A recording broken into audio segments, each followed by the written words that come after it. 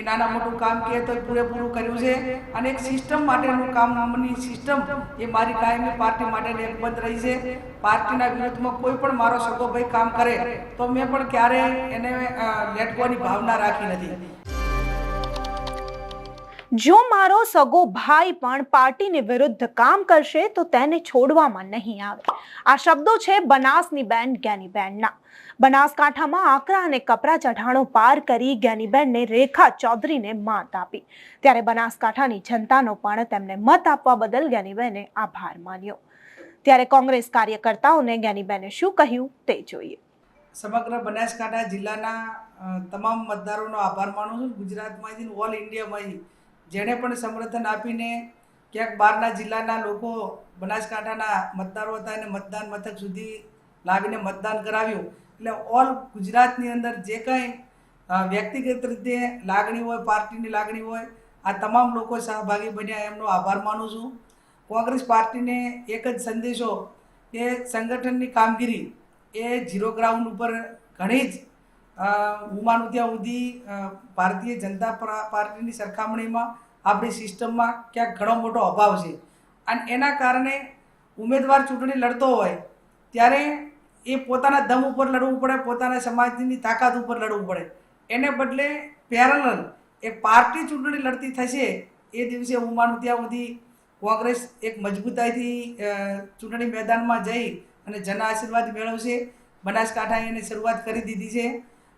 ભૂતકાળની અંદર વાવ વિધાનસભા હોય કે બીજા બનાસકાંઠા જિલ્લો કાયમી કોંગ્રેસનો ગઢ રહ્યો છે। અહીંયા મતદારો કોંગ્રેસની સાથે છે, પણ ક્યાંક નાના મોટી સિસ્ટમનો અભાવ હોય, પક્ષ વિરુદ્ધના કામો જે કરતા હોય એ લોકોને જે પાર્ટીના પેલા નિયમ પ્રમાણે એને કોઈ સ્થાન ન હોવું જોઈએ આવું પોતે માનું છું। કેમ કે જે માણસ ખોટું કરે છે એને તમે ખોટાને કોઈ નાના મોટી સજા ન કરો અથવા તો એને પક્ષમાંથી દૂર ન કરો તો બીજા એનાથી પ્રેરિત થતા હોય છે અને પ્રેરિત થતા હોય છે એટલે દિન પ્રતિદિન પાર્ટીને નુકસાન થતું હોય છે।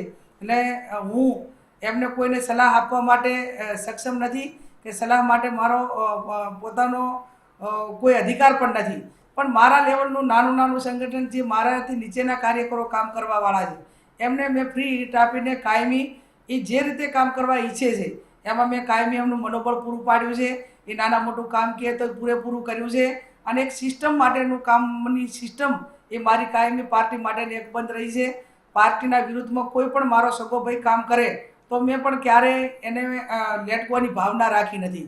એટલે મને પોતાને જ્યારે ઈમાનદારી સાથે કામ કરવાની વાત આવે તો મેં ક્યારેય પણ કોંગ્રેસ પાર્ટીના કોઈ પણ નાનામાં નાનો કાર્યકર ચૂંટણી મારા પોતાના મદદથી લડવાનો હોય તો એને પૂરેપૂરા જીતાડવા માટેના પ્રયત્નો કર્યા છે અને એટલા માટે પાર્ટીના લોકો પાર્ટી સાથે વફાદારીથી કામ કરે એવી હું વિનંતી કરું છું।